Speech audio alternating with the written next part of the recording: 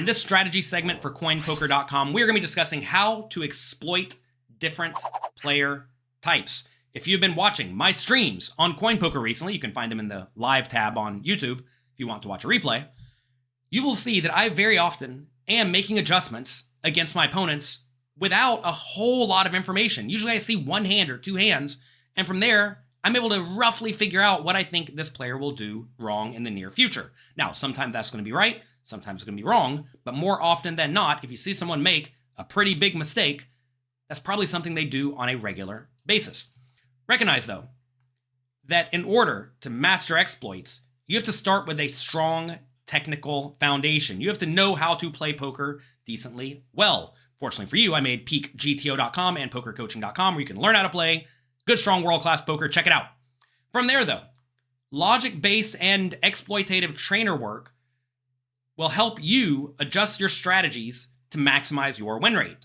Today is going to be all about logic-based work so that you can help train your, call it, intuition and skills so that you can classify players quickly and then execute exploitative strategies. First, though, you have to pay attention. You cannot sit there and autopilot or read a book or watch the sports. In order to make big adjustments, you simply must be committed to avoiding distractions when you are playing poker. That's going to go a long way to ensuring you actually know what you should do to take advantage of what you are witnessing your opponents do wrong. You need to be paying attention to general reads, what hands your opponents are showing down, the live tells people exhibit, the bet sizing tells, etc., etc., etc. All the things your opponents do give you information about how you should be adjusting. Also, you have to get rid of your ego to make really sharp exploits that will make you a ton of money. You have to have confidence. For example, say you think you know your opponent's always going to fold on the river when they don't check raise the turn. They always check call their medium stuff. They always check raise their good stuff. And they check the river. And you have a hand that's not really a good bluffing hand on the river, but you think they're going to fold almost everything. Well, you should probably run the bluff.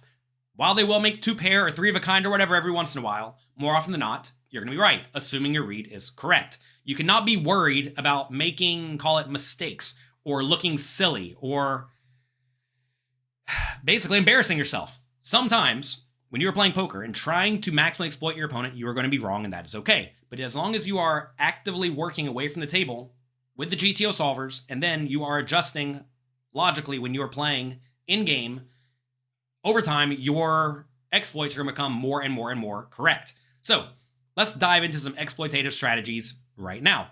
Let's take a look at a hand played by a 60-year-old, clearly emotional player.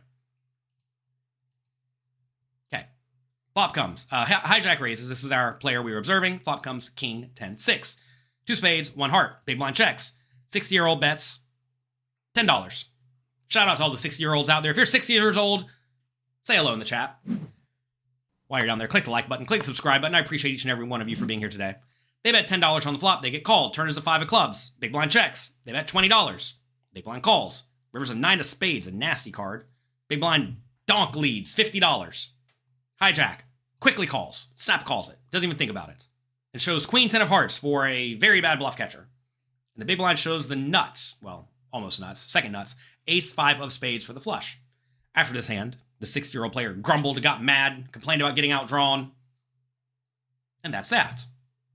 What can we learn from this situation? People are always asking me, how do you make reads so quickly? Well, look, there is a lot you can extrapolate about this player who just made this call with the queen 10 of hearts. Now again, this may or may not be 100% accurate, but we have some reads here. From this one showdown, we can extrapolate that this player does not like to get outdrawn and that he really wants to charge the draws. I mean, note here, he bet middle pair on a pretty rough board on the turn. Also, he complained about getting outdrawn. Probably doesn't like getting outdrawn, right? Next, on the turn, he's probably betting linearly rather than polarized. Like on the turn, usually middle pair is not a particularly good hand to bet. On the turn, you're going to be betting, after you bet the flop, with a polarized range of your best hand that can extract value from stuff like top pair, bad kicker, middle pair, etc., and draws, both high equity and low equity. Okay? Because of that, when this player does let it go check on the turn, they're probably going to be very weak because we just watched them bet middle pair, a hand that should not be betting very often. Okay, next. This player's bet sizes will likely reflect their hand strength. This is maybe true, maybe not, but we saw them using kind of small-ish sizes, right? Notice on the flop, where are we going? Here we are. On the flop, they bet half pot. Then on the turn, they bet about half pot again. They're not blasting it. They're betting small. Now, again, this is a read that may or may not be accurate against this particular player. Maybe they just always bet half pot, but it's worth noting. Also, this player will pay off hands even when he knows he's behind. Like on the river, when the straight and the flush comes in, middle pair is not good. But this player just snapped it off because he's annoyed. Okay? Also, this players may be inelastic to bet sizes when paying off on the river, meaning if they have something, they're going to call, and if they don't have something, they're going to fold, regardless of the bet size that is being made. Maybe that's true, maybe it's not, but it is something I'm already considering. So, from this one showdown, what are some logical adjustments off the top of my head? Well, when the opponent checks back on the turn and the board does not change, we're going to want to bluff everything on the river because this player is highly likely to not have a reasonable hand because if they had a reasonable hand, they would have bet the turn, right? Also, because this player bets the flop and the turn perhaps a little too wide for thin value, we get to raise for thinner value against them, especially when they make small bets. If they're blasting it, that's a different story. But if they are using small bets, we can infer they probably don't love their hand. It's some medium strength value hand. So if we beat the medium strength value hands, like top pair no kicker or middle pair, well then we have a pretty nice spot to raise. And finally, if this player bets the flop and bets the turn, you probably don't want to be donk leading into them as a bluff because they probably have a pretty good hand. So let's take a look at two exploits. All right, same player raises it up. We call in the big blind with ace five of spades. Queen jack eight. We check. They bet half pot. Raising and calling are both reasonable. We decide to call. Turns to seven of clubs. We check. They check it back. All right. If we think they're betting the flop and the turn with a queen and a jack and maybe even an eight or maybe pocket tens or maybe pocket nines, what do they probably have here? Take a second. Think about it. Well, they probably have nothing. So, assuming this board does not change, we are going to bluff this river. I realize ace-5 is not a particularly amazing bluffing hand, but if you consider the range they likely have, it's going to be a lot of pocket pairs that are low, like pocket sixes, and ace-high. And we lose to all of that. So because of that, we are going to be bluffing on a lot of rivers. River 3 of clubs is beautiful. This is an excellent spot to make a bluff. The question then becomes, how big do we need to bluff? This is where there's a little bit of guesswork involved. I think in general, a medium-sized bluff is going to be perfectly fine in this scenario because when it goes check-check on the turn, we presume the opponent doesn't have a very good hand. So if they don't have a very good hand, we don't need to bluff particularly large to get them to fold.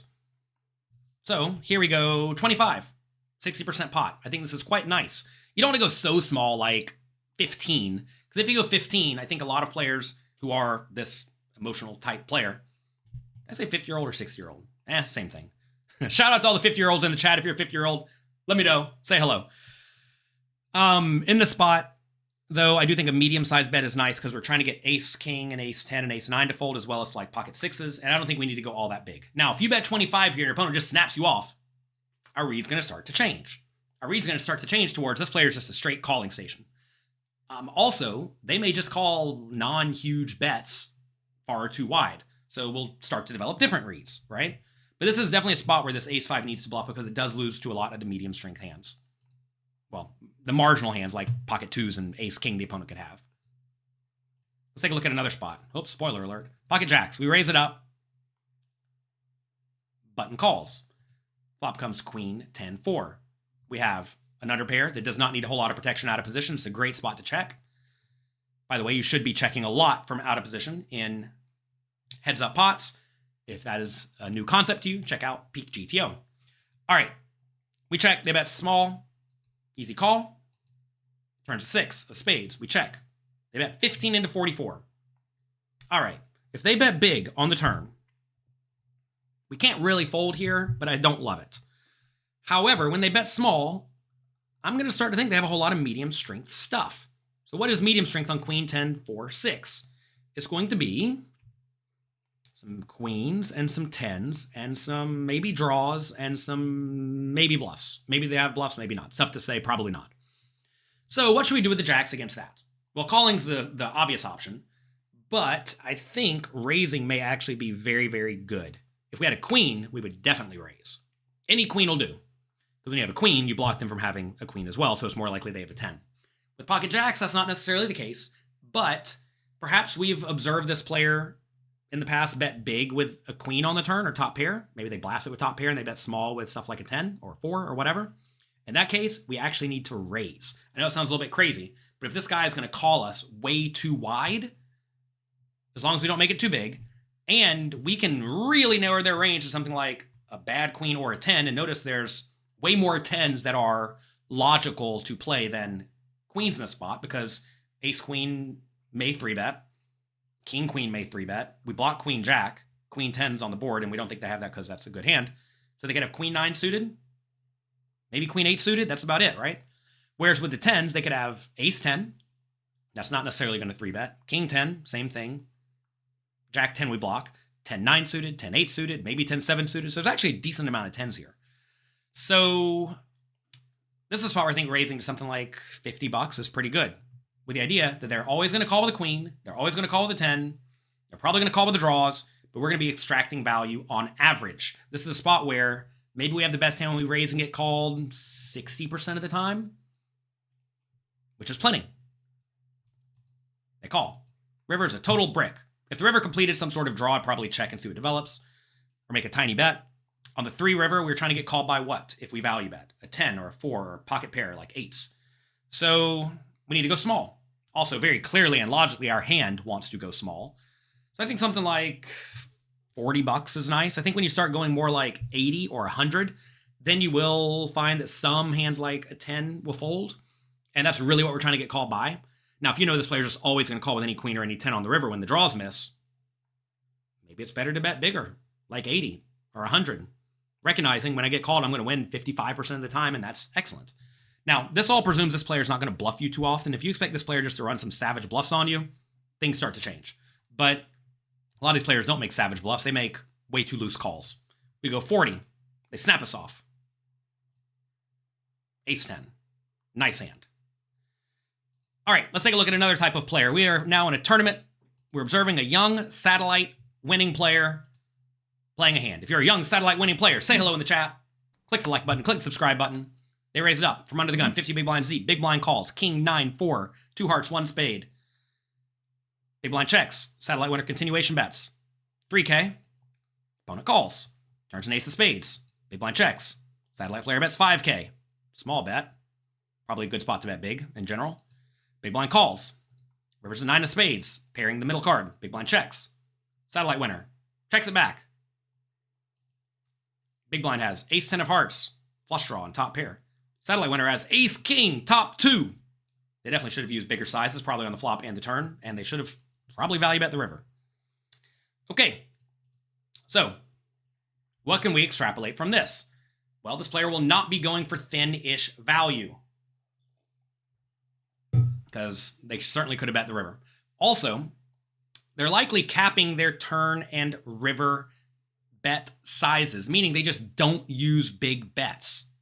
That's worth noting, because when they do make a half pot bet or a 2/3 pot bet that's big for them, it may be a scenario where their range is way stronger compared to if the smallest bet size they should even use is something like half pot or 2/3 pot. Like in this scenario, in this hand they just had, on the flop, on this very dynamic flop where they have a big range advantage, they should be betting big to begin with, but they bet small. Well, half pot, right? Then on the turn, very dynamic board again, they should probably use a big size because their hand is almost always good but vulnerable, and they want to get stacks in, but they bet small, right? So this small bet size normally indicates a more marginal-ish type range, but not from this player, okay? Next, these players often care more about ensuring that they get value rather than getting full value. They just want to get called. But they don't recognize that as you bet bigger, you need to get called less often to make the same amount of money. And if you get called anywhere near the same amount of the time compared to when you bet smaller, you just make way more money by betting big with your value hands. Next, this player's likely tight and straightforward and just trying to not go broke. Maybe they think, well, if I can play this pot, if I happen to lose it, I'll still have half my stack left. That's a good result, without realizing they're not going to double up ever playing in this manner, right? Also, this player probably just doesn't have a deep understanding of ranges and likely views certain cards as much scarier than they actually are. Like when the backdoor flush comes in, they're like, oh no, backdoor flush came in. Or when the 9 comes in, like, oh no, a 9 came in, without realizing there's just not a ton of that in your opponent's range. And it's very easy for them to have an ace or a king. And it's very easy for you to have a busted draw. So ace king's just a value bet. So look, we extrapolated all of that from this one hand. And all of this is very logical and reasonable and something that you should be doing. So now that we know what we think this player does wrong, what do? We want to figure out how we want to adjust. Well, when this player bets the turn, and probably when they bet the river, we're going to want to be overfolding because they're probably going to be very, very value heavy. Now, again, this is just one hand. Maybe you've seen 6 other hands where the players bluffed it off on the river 5 times. Then obviously the read changes, right? But we're just going with this one hand. We saw this player not want to play a big pot without presumably a really, really good hand, right? Next, we're going to want to try to put this player at risk. This player probably does not want to risk losing all their chips, so we're going to want to be over-bluffing, betting more often than whatever GTO recommends, when we can make this player risk a bunch of chips, and ideally all of his chips. And finally, we're going to want to bluff way more often on runouts where the flopped nuts gets weaker, right? We're going to want to bluff in spots where his decent made hands, like top pair, get way, way worse by the river. So let's take a look at some examples. King, queen of spades. This player limps in the small blind. We will certainly raise it up to 6,500, 3 big blinds. Opponent calls. Flop comes queen, 9-4. They check.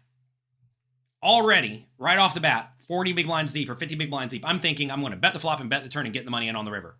Assuming they check, call, check, call, check, call. This is a great hand. We bet. 5K. They call. Might bet a little bit bigger. Turns an 8 of spades. They check. Jack 10 gets there. Queen 8, 9-8. 8-4 suited all get there, but whatever. We still beat tons of stuff. We bet 15K. And now, this player raises to 35K. That's not ideal. I just told you I'm trying to play for lots of money. Instead, we're now getting check raised on the turn. Now, the hand went from being very, very good to very marginal. It is a bluff catcher. Because I don't think this player is raising with very many weaker value hands, right? And I also don't think this player is just going to try to run a bluff in a spot where I could so easily have pocket queens, pocket 9s, pocket 8s, queen 8 suited, 9-8 suited, maybe 9-8 offsuit if I think they're weak, right? This is a spot where I have lots of good hands. Jack 10, obviously. So given I could have lots of good hands, and given the fact that I don't think they're trying to risk their stack without a good hand, this is just an easy fold. Now in GTO world, you're not folding. You're going to lose all your money.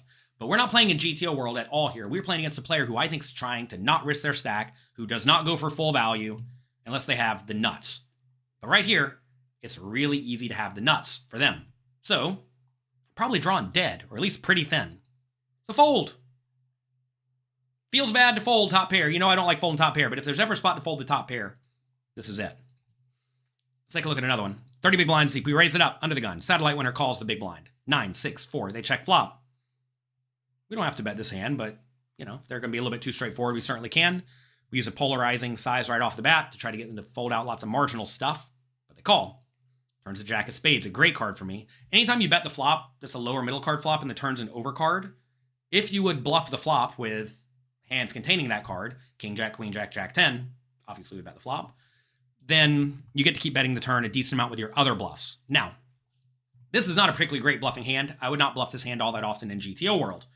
But if I think this player has a lot of 9s, 6s, or 4s, which I do, I'm going to start applying a lot of pressure. I'm going to bet the turn medium, and I'm going to shove all in on the river. This is over-bluffing. This is not even a good hand to bluff with.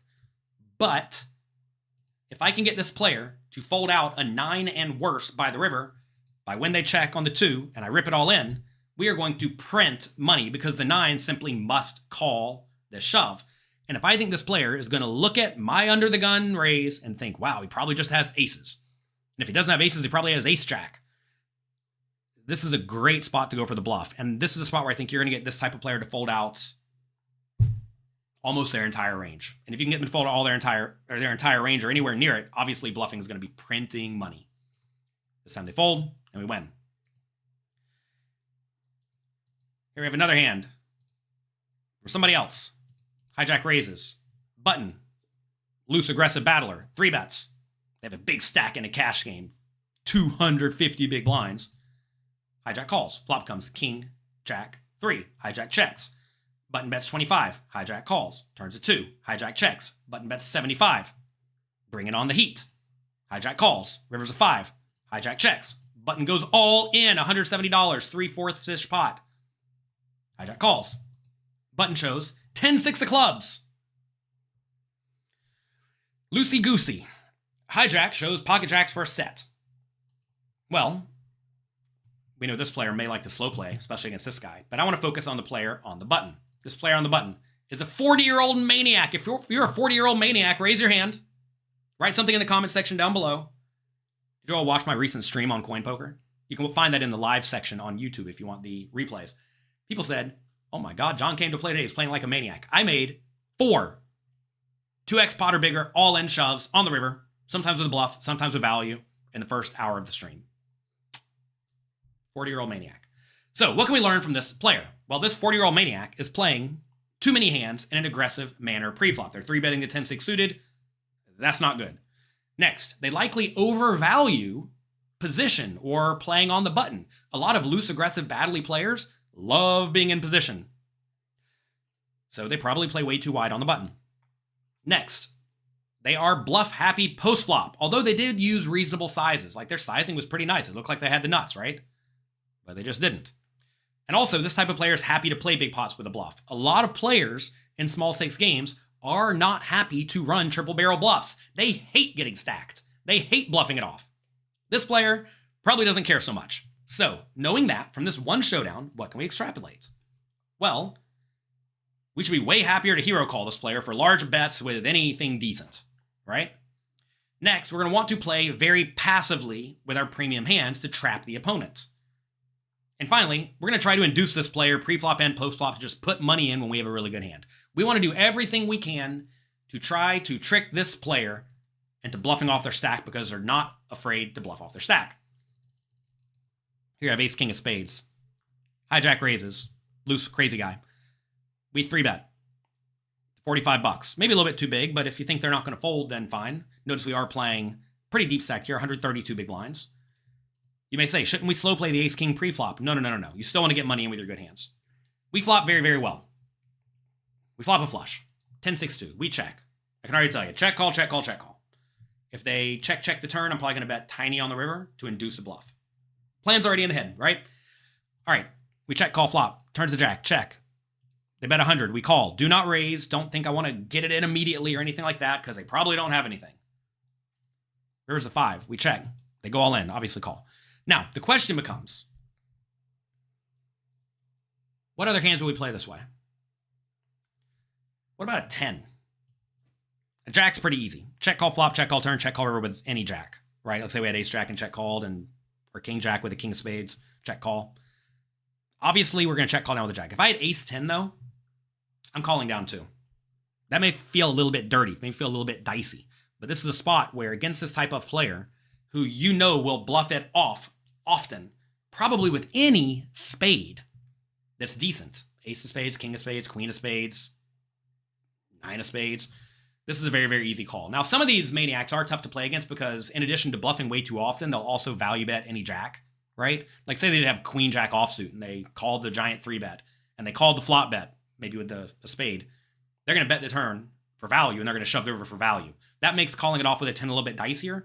But even then, if this player's going to have random stuff like ace of spades 9 or pocket 3s or 8-7 suited, stuff like that, and they're just going to go with it, it would be criminal to fold any 10. So against this type of player, you need to be way, way, way, way, way more inclined to hero call. Even though sometimes they're going to have you beat and you're going to get stacked. Get comfortable with getting stacked against maniacs. It happens. So that is it for today. This is how to exploit different types of players. Exploiting begins with paying attention and then having no fear when it comes to maximally adjusting to take advantage of what they do wrong. From there, you need to focus on the logical adjustments and strategies you need to make to take advantage of them. Don't just observe what they do wrong. A lot of players are good at figuring out what people do wrong, but they don't adjust. They don't immediately develop a plan to try to take advantage of what they are observing. I mean, if you notice in all of these examples, we observe what they did wrong, right? This slide is what they do wrong. This slide is what we're going to do about it. And then we're going to do it. Don't be scared to actually extrapolate quickly and adjust quickly and recognize you can always adjust your reads. Sometimes your reads are going to be wrong. Sometimes this guy just decided to run a crazy bluff one time. That he's the only time he's going to do it in his whole life. And it didn't work out and he's not going to do that again. He learned his lesson. But probably not. That's it for today. Good luck in your games. Have fun. I hope you maximally adjust and crush your opponents. Click the like and subscribe button before you leave again. Thank you all for being here. And run hot.